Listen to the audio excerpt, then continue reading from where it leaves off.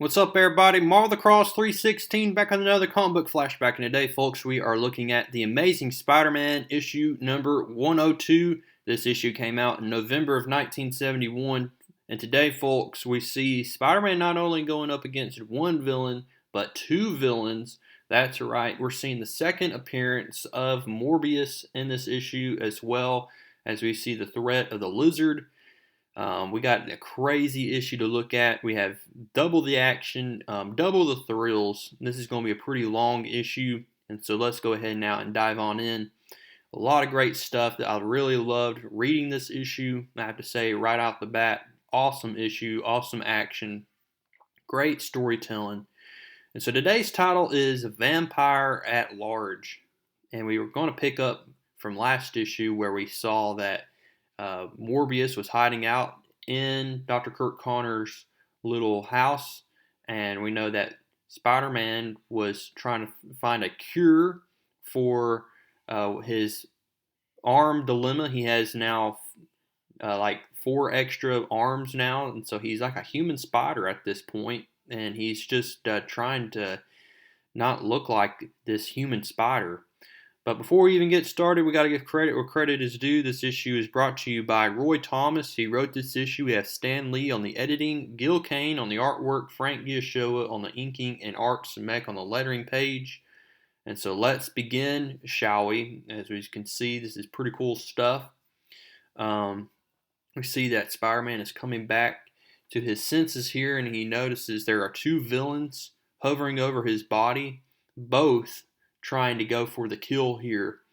And so we're going to go all the way back to the beginning. If you've forgotten or if you haven't watched my other videos, we know that Peter Parker was going to take a vial of this bubbling serum to rid himself of his spider powers, but the effects actually turned out for the worse. He grew these 4 extra arms, and now he is basically like this weird human spider. And so the one person he needed to contact was Kirk Connors, because Kirk Connors has helped Spider-Man in the past, and Kirk Connors is a scientist. So Kirk Connors invited Peter to come to his little house over in the Hamptons. And what he's soon going to find out is last issue he ran into Morbius, and we're also going to see the origin story of Morbius in this issue. But first, we're going to see one heck of a battle between Morbius and the Lizard, fighting over who is going to get the rights to get Spider-Man, and that's exactly what we see here. Morbius is like, I don't know who you are, what monstrosity you are, but Spider-Man is mine. But Lizard has something else up his sleeve. He says, no, Spider-Man is mine. And so we see that even the Lizard is going to go up against Morbius and attack him with full strength here. He says, now, for the final time, leave Spider-Man to me or prepare to join him in death. But Morbius says, death, I care not whether the masked youth lives or dies. I desire only his blood, though perhaps yours would do as well. And we see Lizard says, perhaps, but that you shall never learn. And so they're both tackling each other, and Spider-Man's like, maybe I should just let them go at it each other and watch from the sidelines. But we see that Morbius is going to knock out the Lizard here. The Lizard falls right into that Framestats, electrocuting him, and the Lizard falls down to the ground, and he has been passed out. Now we see that Morbius is going to then try to cure his hunger for blood by going after the neck of the Lizard. And so Spider-Man is going to have to step in, and he is going to stop Morbius right from the get-go from taking Lizard's blood. And we see that Morbius is like, you fool! Cold though it be, I would have feasted upon the blood of the fallen man-monster, not your own. And feast I must, for Morbius is not like other men. And he's going to then leave the scene, and he's going to fly all the way to the New York City to feast on people's blood to cure his hunger. But Spider-Man is going to tag him with a spider tracer so that he can go after Morbius later. But for now, he has to deal with the threat of the Lizard, But what we're going to see here is that the lizard actually has Dr. Kurt Connor's brain. And the reason for this is that Morbius actually bit the lizard, but he didn't take the lizard's blood. But it's had effects on the lizard ever since Morbius bit him. And so now we see that even though we see the lizard in his body, the lizard has Kurt Connor's brain. And so we see that this half Kurt Connors, half lizard is going to try to help Spider-Man figure out a plan on how to help both of them. Help the lizard change back to Kurt Connors and Spider-Man to return back to his normal self. And so we see that here's some of the effects. Kurt Connors' body is having these weird effects where he's almost human, but he still has scales on his body. And they're like, Spider-Man, I think I know the cure. It's an enzyme that has changed me. It's one of enzymes from Morbius. If we can collect some of his blood and put it into that sample that we've cooked up, then we'll be able to cure ourselves. So we got to track down Morbius as quickly as possible. And so one thing that Spider-Man is going to have to do in this issue is he's going to have to worry about Kurt Connors changing fully into the lizard, because right now the lizard has Kurt Connors' brain, but at any point we could see Kurt Connors change back, as we see here, where he almost turns back into the lizard.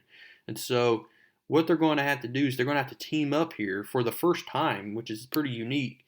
And this is where they're going to see that if they can just track down Morbius and get that enzyme and put it into the antidote, then they'll be able to cure both of each other. But we see that we're now going to see where Morbius is going to be going.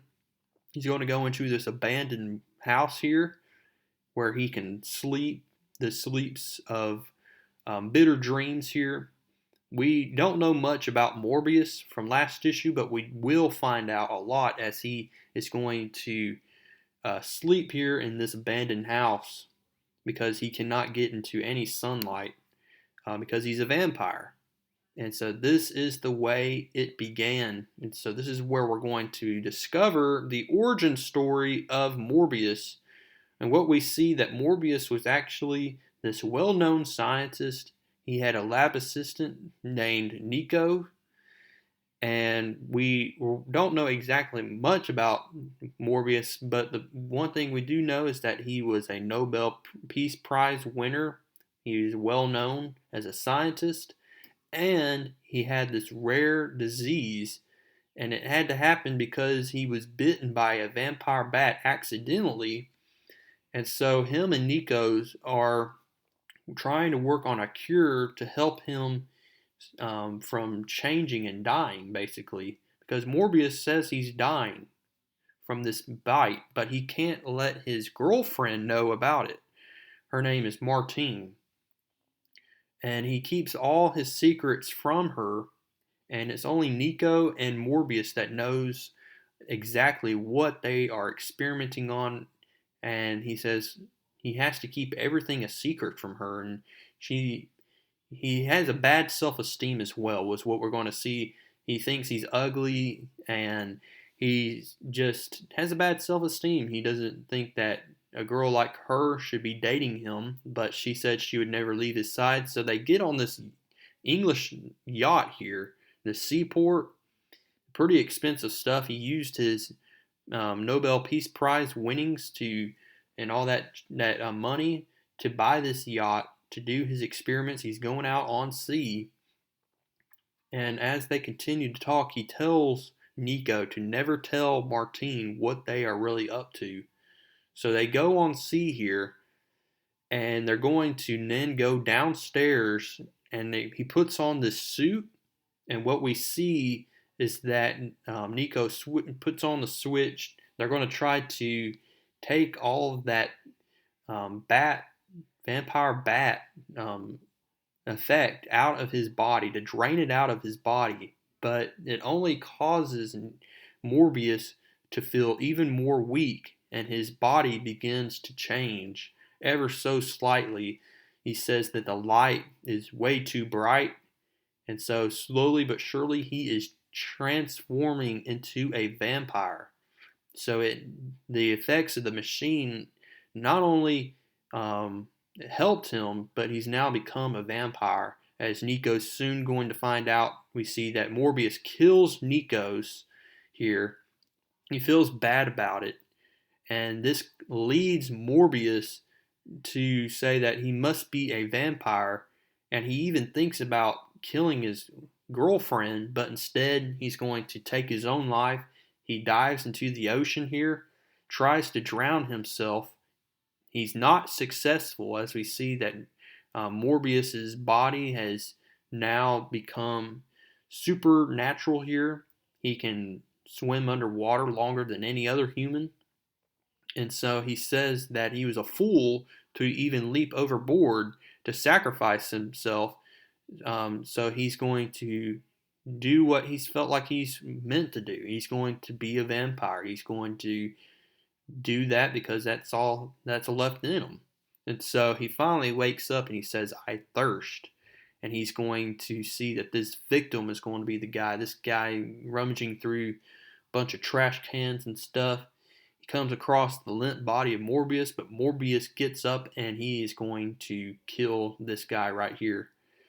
And so we see that all through the night, there's phone calls from people from the Long Island telling them that they've seen these weird creatures with 100 arms and the prowlers and stuff. And what it just so happens to be is it's Spider-Man and the Lizard swinging through Long Island, going their way to New York City to track down Morbius, because Morbius has flown to New York City.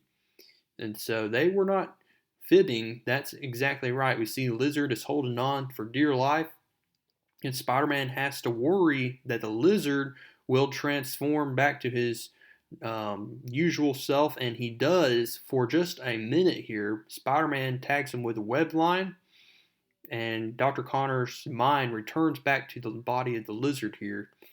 And he says, look, it gets stronger and stronger by each moment. We have to get Morbius quickly. We got to find him. Meanwhile, we see that last issue, Peter Parker blew off a date with Gwen, and Gwen is going to give a phone call to, make a phone call to his aunt.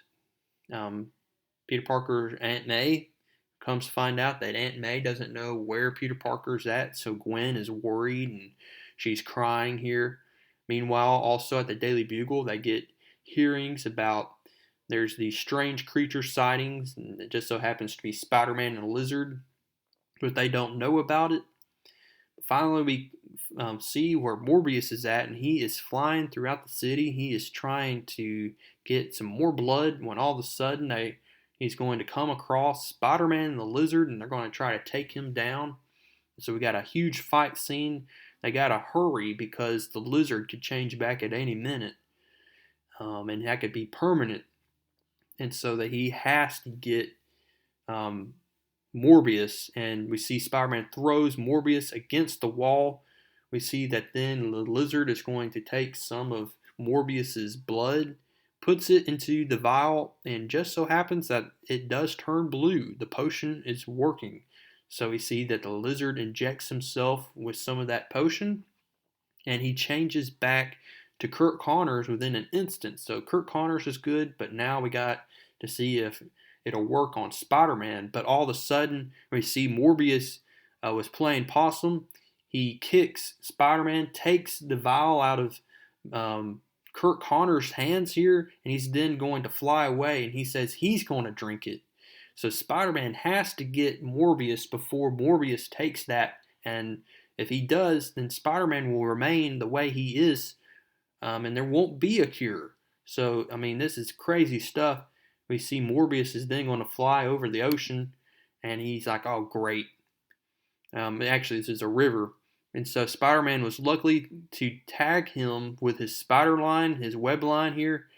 But we see that Morbius is like, you won't capture me. Put me on display like some sort of freak. I want to be free to live. Do you hear me? To live. But we see Morbius crashes into that bridge here, causing the web line to break, and we see Morbius plummets into that river. But Spider-Man was able to tag that vial serum just in time, but he couldn't get there in time to save Morbius. So it looks like Morbius was doomed to sink below and drown.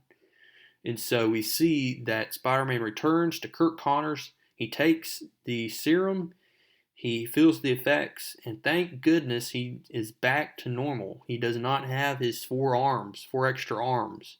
But unfortunately, he was not able to save Morbius. But we're left with the unknown whereabouts of Morbius. Did Morbius actually drown, or is he alive? We'll have to find all this out later. We don't know exactly if Morbius will pop up next issue or later on, but we do know for a fact that Spider-Man is back to normal. And how is he going to repair his relationship with Gwen Stacy? We'll have to find all this out. Coming up next in issue number 103, we have a great issue to look at coming up next. But I hope you like this issue. It's a pretty long issue, a lot of great stuff in it. And I will see y'all in the next one.